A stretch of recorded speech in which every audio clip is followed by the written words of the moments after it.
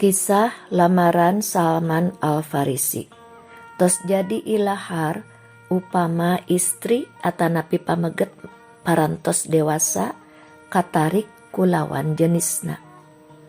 Istri resep ka pameget sawangsulna pameget resep ka istri atanapi pameget naksir ka istri.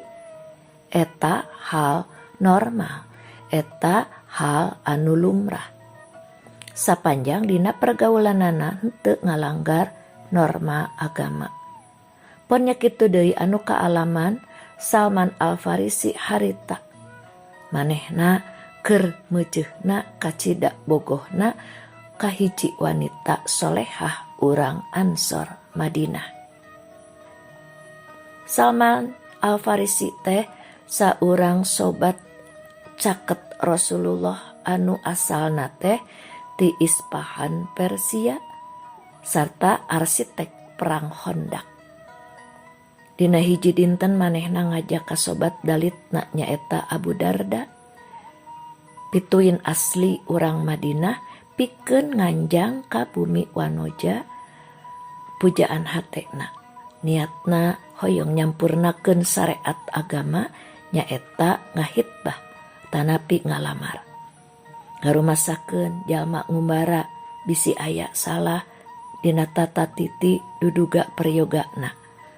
Maksadna mah hoyong dibaturan jeung dianteur ku sobatna tea. Nguping hal eta atuh Abu Darda kacida pisan bungahna. Subhanallah wa alhamdulillah. Cenah bangun kacida bungahna. Sabab sobatna aya maksud rarabi tea. Bari ngarangkul ka Salman, pok Abu Darda nyarita, hayu siap ngabantu. Sababaraha poe ti harita saenggeus nyiapkeun sagala rupana, Salman ngadatangan bumi wanoja pujaan hatena bari dibaturan ku Abu Darda. Duanana gede hate pamaksadanana bakal hasil pikabungaheun. Barang sumping kanu dituju duanana ditampi ku pribumi kalayan someah dareh deh. Lajeng ditaros kurama na eta wanoja naon pamaksadan eta tamu teh. Pok Abu Darda nyarita nepangkeun simkuring Abu Darda. Sareng ieu saderek simkuring namina Salman ti Persia. Allah parantos ngamuliakeun Salman ku Islam, sareng Salman parantos ngamuliakeun Islam ku jihad sareng amal-amalna. Anjeunna teh sobat Rasul anu atos diangken janten ahlil bait. Parantos diangken kulawarga Rasul ku anjeun. Nguping cariosan Abu Darda katingal pribumi unggut-unggutan bangun saregep ngadangukeun cariosan Abu Darda teh. Teras Abu Darda ngalajengkeun cariosanana. Simkuring dongkap bade ngawakilan pun Salman kanggo nyanggakeun panglamar ka putri salira cenah. Sasauranana kacida pisan sae sareng matak pikaresepeun. Nguping hal eta pribumi kacida pisan bungahna sareng ngaraos dihargaan pisan. Ceuk emutanana ieu dua jalmi anu sarumping teh sanes jalma samanea, tapi ieu teh sobat Rasul anu mulia. Oge katambah salah sahijina ti dua tamu teh aya maksud ngalamar putrina, hartina bakal jadi minantuna atawa sakedeung deui meureun manehanana baris jadi mitoha sobat Rasul anu mulia teh. Kalintang pisan bingahna bapak teh kasumpingan salira duaan. Bingah amar watasuta asa kagunturan madu karagragan menyan putih saurna bari marah mai pameunteuna tandana kacida pisan bagjana.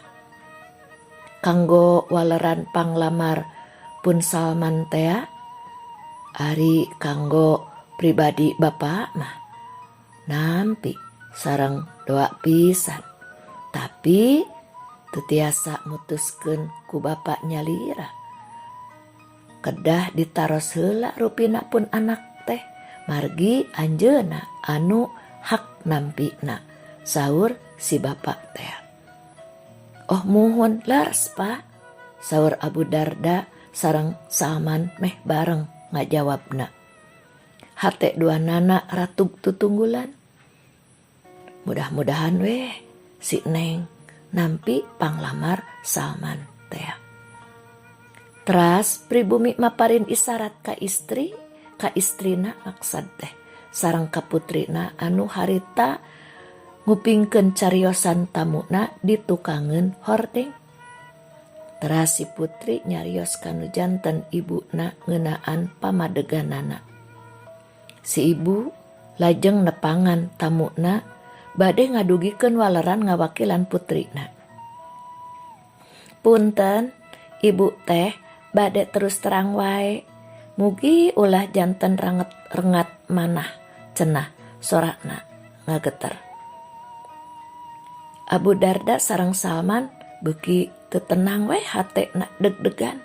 Kumaha nya ieu teh kaputusanana ditarima henteu kitu panglamar teh.